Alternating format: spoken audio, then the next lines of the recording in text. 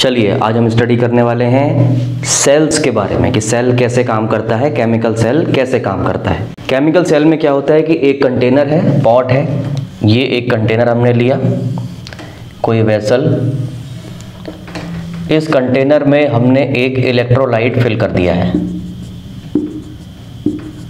Electrolyte container में कौन है? इलेक्ट्रोलाइट। इलेक्ट्रोलाइट जैसे यहाँ पर हमने भरा है, सपोज ये इलेक्ट्रोलाइट है H2SO4 सल्फ्यूरिक एसिड। ऐसे और भी होते हैं, अमोनियम क्लोराइड होता है, अमोनियम क्लोराइड, और कॉपर सल्फेट भी यूज करते हैं।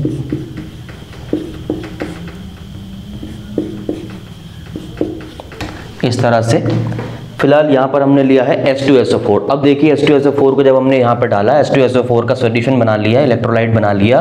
कैसे बनाते हैं? डिस्टिल्ड वाटर में H2SO4 पाउडर फॉर्म में होता है, उसको मिला देते हैं। मिलाने से यहाँ पर आयोनाइजेशन हो जाता है, H+ और SO4 आयंस अलग अलग हो सकते हैं, अलग अलग हो जाते हैं। H2SO4 के पास कौन कौन है? H2SO4 के पास 2 H के आयन है और SO4 ये आयन है। 2 H के आयन है, H+ 2 H+ है और एक SO4 है। एक SO4 के पास 2 नेगेटिव चार्ज है, दोनों मिलके H2SO4 बने हुए हैं, न्यूट्रल है, 2 पॉजिटिव 2 नेगेटिव। ओके, अब क्या करते हैं, यहाँ पर हम एक जिंक की रॉड ला के रखते हैं। ये हमने एक जिंक की रॉड इसमें पोर कर दी, खड़ी कर दी जिंक की रॉड। ध्यान से देखिएगा कि जिंक की रॉड खड़ी करने से क्या होगा। ये रॉड है जिंक की, जिंक। ओके, ये जो इलेक्ट्रोलाइट होता है, इलेक्ट्रोलाइट H2SO4 जो हमने इलेक्ट्रोलाइट लिया है, इस H2SO4 में SO4 के पास ये कंडीशन होती है कि अगर इसे H के साथ, हाइड्रोजन के साथ बॉन्ड बना के रहना है, H2SO4 क्रिएट करके रखना है, तो इसकी एनर्जी इसमें लगती है -100 जूल। सपोज कुछ एनर्जी लगेगी -100 जूल। क्यों? क्योंकि जो पॉजिटिव आयन और नेगेटिव आयन होते हैं, ये दोनों थोड़े थोड़े सेपरेशन पे होते हैं, इनके पोल्स अलग अलग होते हैं। जब ये थोड़े थोड़े सेपरेशन पे होंगे तो इनके बीच में एक गैप आ जाएगा R, और H पॉजिटिव और SO4 नेगेटिव, ये 2 चार्ज की तरह बिहेव करेंगे। जब ये दोनों चार्जेस की तरह बिहेव करेंगे तो इस सिस्टम के पास एक पोटेंशियल एनर्जी होगी जो होती है -1/4πε0 Q1 Q2 अपॉन R। ये ड्राइव किया हुआ है, नेगेटिव साइन इसलिए लगा हुआ है। तो -100 जूल सपोज इसके पास ये एनर्जी है। अब देखिए क्या होगा। इलेक्ट्रोलाइट जब यहाँ पर H2SO4 का मिला लेते हैं तो इलेक्ट्रोलाइट क्या काम करता है? इलेक्ट्रोलाइट जिंक से बात करके रखता है और जिंक को कहता है कि भैया SO4 को H2 के साथ अगर रहना है तो इतनी एनर्जी खर्च करनी पड़ रही है, उसके पास इतनी एनर्जी लग रही है, -100 जूल एनर्जी लग रही है। ऐसा करो, तुम उसे अपने साथ रख लो। जिंक से कहता है तुम उसे अपने साथ रख लो। क्यों रखेगा जिंक? क्योंकि जब ZnSO4 बनता है, SO4 जिंक के साथ भी कंबाइन हो सकता है, SO4 जिंक के साथ भी कंबाइन हो सकता है और H के साथ भी कंबाइन हो सकता है। H के साथ कंबाइन होने में ज़्यादा एनर्जी लग रही है, लेकिन जिंक के साथ कंबाइन होने में ZnSO4 के पास कौन कौन है? Zn के 2 पॉजिटिव और SO4 के 2 नेगेटिव, ये है। जब ZnSO4 बनता है तो उस समय इसे मेंटेन करनी होती है -125 जूल एनर्जी। कम एनर्जी लगती है इसमें। क्यों लगती है कम एनर्जी? क्योंकि कि जिंक का जो एटॉमिक नंबर होता है, एटॉमिक नंबर ऑफ जिंक कितना होता है? 30 होता है ये। जब ये 30 होगा तो इसके जो ऑर्बिट बनेंगे, काफ़ी सारे ऑर्बिट आ जाएंगे, 2 8 ऐसे करके आगे बढ़ते जाएंगे। तो लास्ट ऑर्बिट में कुछ इलेक्ट्रॉन्स होंगे, वहाँ से ये इलेक्ट्रॉन रिलीज करके अपने आप को जिंक पॉजिटिव बना लेता है। ये कितने इलेक्ट्रॉन रिलीज करा देता है वहाँ से? 1 2 इलेक्ट्रॉन को एक्साइट करके बाहर निकाल देता है। जब 2 इलेक्ट्रॉन बाहर निकाल देगा तो जिंक क्या बन जाएगा? खुद Zn पॉजिटिव, 2 पॉजिटिव। दोनों बातें अलग अलग हैं। देखिए जिंक, ये है जिंक एटम, जिंक एटम ये कैसा है? न्यूट्रल। क्यों है neutral? Number of proton number of electron are same, इसलिए न्यूट्रल है। जिंक पॉजिटिव ये है क्या, ये आयन है, जिंक का आयन। ये कब बनेगा, जब जिंक अपने में से 2 इलेक्ट्रॉन बाहर निकालेगा, 2 इलेक्ट्रॉन को बाहर निकाल दे या अपने से दूर कर दे, तो ये जिंक पॉजिटिव बन जाएगा। और जिंक पॉजिटिव बनते ही SO4 जो यहाँ पर घूम रहा होगा, SO4 नेगेटिव और H+ भी है यहाँ पे, तो ये SO4 इस जिंक पॉजिटिव को देख लेगा और H को छोड़ देगा। यहाँ से H को छोड़ देगा। H के पास रहने से -100 जूल एनर्जी खर्च करनी पड़ रही थी, अब यहाँ पर -125 जूल में ही काम हो जाएगा और ये जिंक ZnSO4 बना लेगा, जिंक सल्फेट बना लेगा। यानी कि जब ZnSO4 बन गया तो ZnSO4 बनने में कितनी एनर्जी लगी, -125 जूल। सपोज कम, इससे कम एनर्जी है ये, माइनस की वैल्यू जितनी बड़ी होती है वो कम होती है, तो -25 जो जूल है, -25 joule, -25 joule is less than -100 joule. तो कितने का गैप हुआ, अगर गैप चेक करेंगे तो ये आएगा 25 जूल, काफ़ी कम है। यानी कि इलेक्ट्रोलाइट ने क्या काम करके दे दिया, इलेक्ट्रोलाइट ने ये काम करके दिया कि एक तो जिंक को कह के रखा कि तुम Zn+ बना के ZnSO4 बना लो, SO4 के अपने पास रख लो, H से हटा दो। H से ये बाहर आ गया और इसकी तरफ चलना शुरू हो गया। इसकी तरफ चलना कब शुरू होगा, जिंक की रॉड तो पूरी एटॉमिक या न्यूट्रल है, तो इसने क्या किया, इस रॉड ने अपने इस एंड से इलेक्ट्रॉन्स को दूसरी तरफ भेज दिया, क्योंकि 2 इलेक्ट्रॉन निकालेगा तब एक जिंक पॉजिटिव बनेगा, जिंक ++ बनेगा। तो यहाँ पर इस तरह से ये इलेक्ट्रॉन इस एंड पर भेजना शुरू कर देता है जिंक। जब इस एंड पर नेगेटिव इलेक्ट्रॉन को यहाँ भेजना शुरू करेगा तो यहाँ पर कैसा हो जाएगा, पॉजिटिव होना शुरू हो जाएगा। जैसे ही जिंक के 2 पॉजिटिव होंगे, ये वाला SO4 देखेगा जिंक खाली है, जिंक ++ है, और H से छोड़ के इधर आ जाएगा, ZnSO4 बन गया।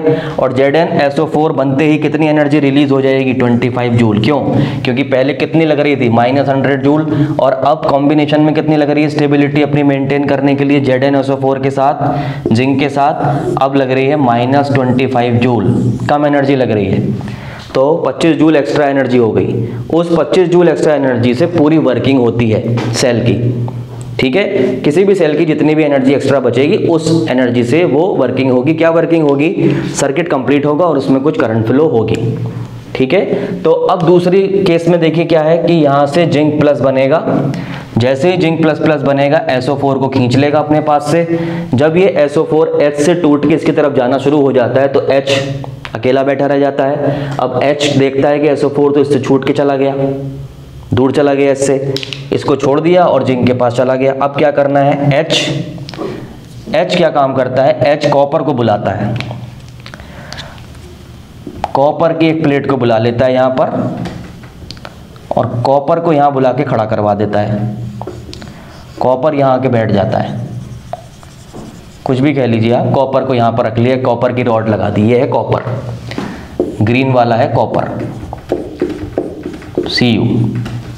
इस कॉपर के साथ में क्या होता है कि जब यहाँ नेगेटिव ये इकट्ठे होने शुरू हो गए तो यहाँ से एक सर्किट बनाया हमने, सर्किट बना के यहाँ पे एक बल्ब लगा लिया। कोई भी रेजिस्टेंस लगा सकते हैं आप, फैन लगा सकते हैं, एसी लगा सकते हैं, कुछ भी लगा सकते हैं। सेल है तो एसी की तो बात छोड़ दीजिए, छोटे बल्ब लगने हैं क्योंकि कम वोल्टेज बनती है, भी देखेंगे क्यों बनती है। ये हमने सर्किट दे दिया कनेक्टिंग वायर के हेल्प से। अब क्या होगा, नेगेटिव चार्ज, जिंक ने नेगेटिव इधर भेजे, खुद यहाँ पर जिंक पॉजिटिव हो गया, उसने SO4 को अपने पास बुलाया, तो नेगेटिव आयन यहाँ पर SO4 इस इलेक्ट्रोड से इस इलेक्ट्रोड पर जा रहे हैं, ये ऐसे चल रहे हैं, SO4-, H+ वेट कर रहा है, किसका वेट कर रहा है, कॉपर। कॉपर आ गया, उसने देखा कि यहाँ से जो नेगेटिव इधर जा रहे हैं, इकट्ठे हो रहे हैं, ये नेगेटिव वो अपना सर्किट कंप्लीट करने के लिए भागते हैं, ऐसे यहाँ से होके इधर आना शुरू होते हैं। जैसे इधर आने शुरू होते हैं, ये वाला H पॉजिटिव देखता है कि यहाँ पर इलेक्ट्रॉन्स आ रहे हैं, ये इलेक्ट्रॉन्स हैं जो किसने भेजे हुए हैं, जिंक ने भेज रखे हैं। यहाँ से इस एंड पर इलेक्ट्रॉन इकट्ठे कर दिए Zn+ बनाने के लिए। ओके, तो ये H+ देखता है कि ये नेगेटिव चार्जेस जो हैं, इलेक्ट्रॉन्स यहाँ पर आने की कोशिश कर रहे हैं, तो ये खुद दौड़ के जाता है और यहाँ पर बैठ जाता है, क्योंकि H+ है किसमें, इलेक्ट्रोलाइट पे, इलेक्ट्रोलाइट में, और यहाँ लेवल पे आके बैठ जाता है इस जगह। यानी कि इस कॉपर को एक तरह से आप कह सकते हैं पॉजिटिव कर देता है, कॉपर के एंड को पॉजिटिव कर देता है, पॉजिटिव, और ये वाला हो चुका था नेगेटिव। अब हुआ क्या, जैसे ही ये पॉजिटिव होता है इलेक्ट्रॉन ये ऐसे दौड़ के आता है और एक इलेक्ट्रॉन एक H आयन के साथ मिल जाता है, एक H आयन प्लस एक इलेक्ट्रॉन, ये मिलके क्या बन गया, एक हाइड्रोजन का एटम बन गया। ओके, इसी तरह से एक और इलेक्ट्रॉन आया और एक और H प्लस आयन से कंबाइन हो गया, एक और हाइड्रोजन एटम बन गया, दो हाइड्रोजन के एटम मिलके क्या बन गई, H2 गैस हो गई। और H2 गैस बनते ही हवा में उड़ गई, यहाँ से H2 गैस हवा में उड़ गई। इस तरह से ये इलेक्ट्रोलाइट अपना यहाँ से कंज्यूम होना शुरू हो जाता है। तो पूरे प्रोसेस को ध्यान से देखिए, क्या हुआ, SO4 माइनस इधर चल रहे हैं, माइनस वाले इधर जा रहे हैं, माइनस वालों का अगर आप मूवमेंट देखेंगे तो माइनस वाले एंटी क्लॉकवाइज डायरेक्शन में चल रहे हैं। इनसाइड द सेल कौन चल रहा है, SO4 minus minus negative ions हैं, और outside the cell, outside the cell मतलब इलेक्ट्रोलाइट के बाहर का जो पोर्शन है, यहाँ तक इलेक्ट्रोलाइट है ये, और उसके बाहर आप बाहर आ गए एक्सटर्नल सर्किट में, वहाँ पर इलेक्ट्रॉन देखिए निगेटिव चार्ज पार्टिकल्स ऐसे चल रहे हैं। यानी कि निगेटिव का मूवमेंट ऐसे है एंटी क्लॉक में, और पॉजिटिव को अगर आप देखेंगे तो Zn प्लस ने SO4 को बुलाया, पुल लगाया, और H प्लस को देखिए, H प्लस ऐसे भागना शुरू हुआ, तो ये पॉजिटिव का ये मोमेंटम स्टार्ट हुआ। यानी पॉजिटिव घूम रहे हैं क्लॉकवाइज डायरेक्शन में और नेगेटिव वाले चल रहे हैं एंटी क्लॉकवाइज डायरेक्शन में। इसका मतलब है कि सर्किट में करंट फ्लो हो रही है। वो करंट कितनी है, वो करंट बहुत छोटी करंट है, वेरी स्मॉल तो नहीं कह सकते, स्मॉल, स्मॉल करंट। इस तरह से सेल काम करता है। जनरली जो लेबोरेटरी में हम देखते हैं, लेबोरेटरी में दो सेल होते हैं, एक होता है लेक्लांसे सेल, पहले भी मैंने आपको बताया है, और एक होता है डैनियल सेल। ये बहुत कम इनकी वोल्टेज होती है, कम वोल्टेज वाले होते हैं ये। लेक्लांसे सेल होता है और एक होता है डैनियल सेल। डैनियल सेल, लेक्लांसे में क्या होता है, एक पॉट होता है, उसके अंदर अमोनियम क्लोराइड डालते हैं, अमोनियम क्लोराइड, और यहाँ पर जिंक की रॉड लगा देते हैं। जिंक हमेशा निगेटिव होगा, ऑलवेज जिंक जो है निगेटिव होगा, और जिंक हर सेल में मान के चलिए कॉमन कंपोनेंट है। कोई भी सेल आपको बनाना है उसमें जिंक का यूज़ बहुत ज़्यादा होता है, कॉमन कंपोनेंट है ऑलमोस्ट हर तरह के सेल में। ओके, यहाँ पर जिंक लगाया और यहाँ पर बीच में लगा देते हैं पोरस पॉट, और इस पोरस पॉट में भरा होता है अंदर कार्बन भरा होता है, और यहाँ पर एक टर्मिनल बना होता है, उसमें हम कनेक्टिंग वायर कनेक्ट कर सकते हैं। ये पॉजिटिव है, जिंक निगेटिव है, यहाँ से एक रेजिस्टेंस लेना है, कनेक्ट कर देना है, एक्सटर्नल रेजिस्टेंस। इस तरह से लेक्लांसे सेल काम करता है। अमोनियम क्लोराइड को डिस्टिल्ड वाटर में मिला के सॉल्यूशन बना लेते हैं, यानी कि लेक्लांसे सेल में जो इलेक्ट्रोलाइट है वो कौन सा है, अमोनियम क्लोराइड। और भी बना सकते हैं, और भी होते हैं, कहीं कहीं पर H2SO4 को भी यूज़ कर लेते हैं। डैनियल सेल में देखिए, डैनियल सेल में क्या होता है, ये आपको लेबोरेटरी में कैसे सेल बनाने हैं उसमें आपको हेल्प करेगा। ओके, अंदाजे से आपको पानी डिस्टिल्ड वाटर लेना है, नॉर्मल वाटर भी यूज़ कर सकते हैं, जनरली डिस्टिल्ड वाटर ही यूज़ करना चाहिए जिससे अच्छा आयोनाइजेशन हो। ओके, तो आधे से कम भरना होता है, इससे ये भरना है, उसके बाद ये सारा आपका बन जाएगा आराम से। डैनियल सेल में क्या है, कॉपर का ये वेसल है, कॉपर वेसल है ये, तांबे का बर्तन। उसके बाद यहाँ पर एक पोरस पॉट डालते हैं, ये हॉलो पोरस पॉट है, एक तरफ से खुला है और एक तरफ से बंद है। ये वाला पूरा बंद है, पैक्ड, कार्बन भरा है इसके अंदर, पूरा फुल्ली पैक्ड है ये। यहाँ पर क्या है, यहाँ पर एक सॉल्यूशन यहाँ डालते हैं, यहाँ पर होता है कॉपर सल्फेट CuSO4, जो कॉपर पॉट के कनेक्शन में रहता है, और ये इंसुलेटेड लेयर है इस पोरस पॉट की। पोरस पॉट के अंदर कौन है, यहाँ पर है पोरस पॉट के अंदर डाइल्यूट H2SO4, और उसके अंदर एक जिंक की रॉड डालते हैं। यहाँ पर ये जिंक की रॉड है, जिंक कैसा बनेगा, निगेटिव। कैसे बनेगा आप देख चुके हैं। और कॉपर पॉट के साथ में एक कनेक्शन दे देते हैं और एक टर्मिनल बना देते हैं यहाँ पे, ये होता है पॉजिटिव। यहाँ से कनेक्टिंग वायर लिया, रेजिस्टेंस लगाया, फैन बल्ब जो भी लगाना है वो लगाया, यहाँ पे कनेक्ट कर दिया जिंक रॉड के साथ। ये डैनियल सेल है। इस तरह डैनियल बनता है, और ये लेक्लांसे बनता है। लेक्लांसे में जनरली 1.2 वोल्ट से लेके 2 वोल्ट तक की वोल्टेज डेवलप होती है, और डैनियल में 1.1 वोल्ट से लेकर 1.7 और 1.8 तक जाता है। ये इतना कम वोल्टेज इनमें बनता है। क्यों बनता है, क्योंकि जो एनर्जी यहाँ से रिलीज हो रही है, ये जो एनर्जी रिलीज हुई, एक को छोड़ा दूसरे को पकड़ा, उसमें जो एनर्जी रिलीज हुई उसी एनर्जी से सारी प्रोसेस हुई। क्योंकि वो एनर्जी बहुत कम है इसलिए वर्क बहुत कम होगा। वर्क जब बहुत कम होगा तो पोटेंशियल भी बहुत कम होगा। देख लीजिए, एनर्जी पोटेंशियल के इक्विवेलेंट है। जितनी ज़्यादा एनर्जी होगी उतना ज़्यादा पोटेंशियल होगा, जितनी कम एनर्जी होगी उतना कम पोटेंशियल होगा। डायरेक्टली प्रोपोर्शनल है ना। कैसे हैं ये देखिए, V is equal to W upon Q naught. W क्या है? Amount of work done. Amount of work done क्या है? एनर्जी। तो higher the energy higher the potential difference, lower the energy lower the potential difference. Potential difference जितना ज़्यादा lower होगा current भी उतनी कम होगी। Directly proportional, Ohm's law, external circuit. तो इस तरह से ये सेल काम करता है। क्योंकि इसमें एनर्जी बहुत कम रिलीज होती है इसलिए करंट भी बहुत कम बनती है। जनरली इन दो में तो बहुत कम बनती है।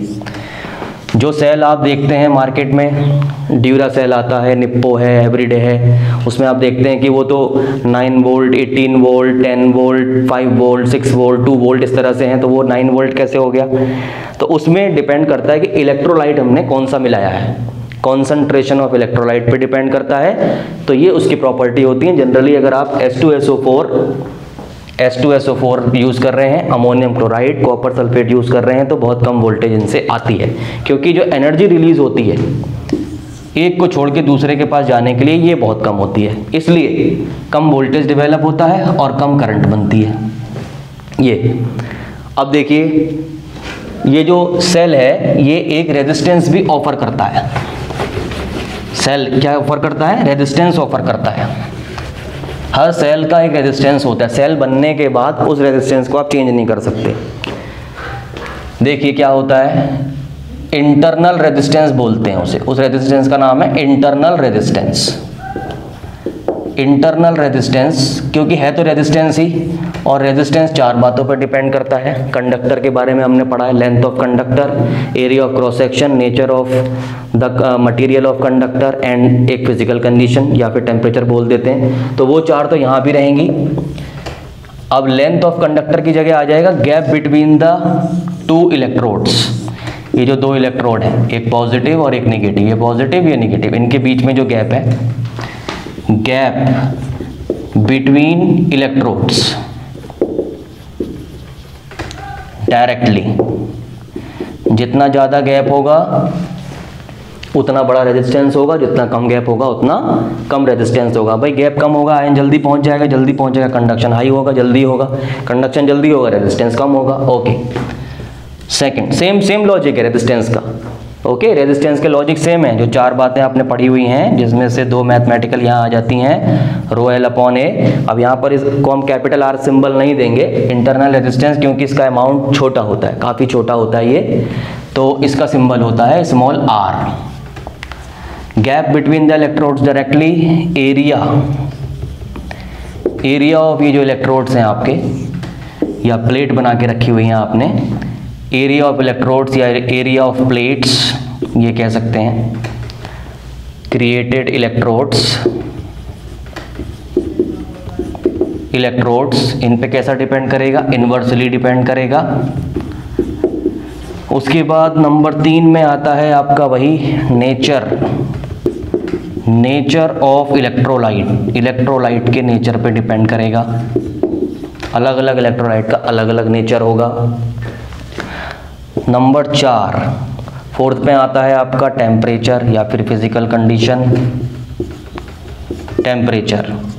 और एक और इसमें ऐड हो जाता है, वो होता है नेचर ऑफ इलेक्ट्रोलाइट से मिलता जुलता कॉन्संट्रेशन ऑफ इलेक्ट्रोलाइट।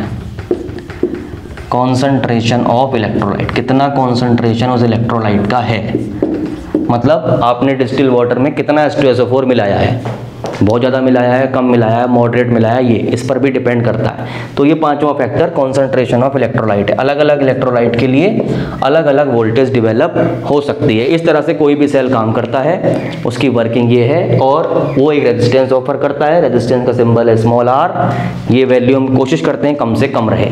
आगे और भी स्टडी करेंगे इसके बारे में कि और इससे हम क्या क्या कर सकते हैं। तब तक के लिए बाय बाय।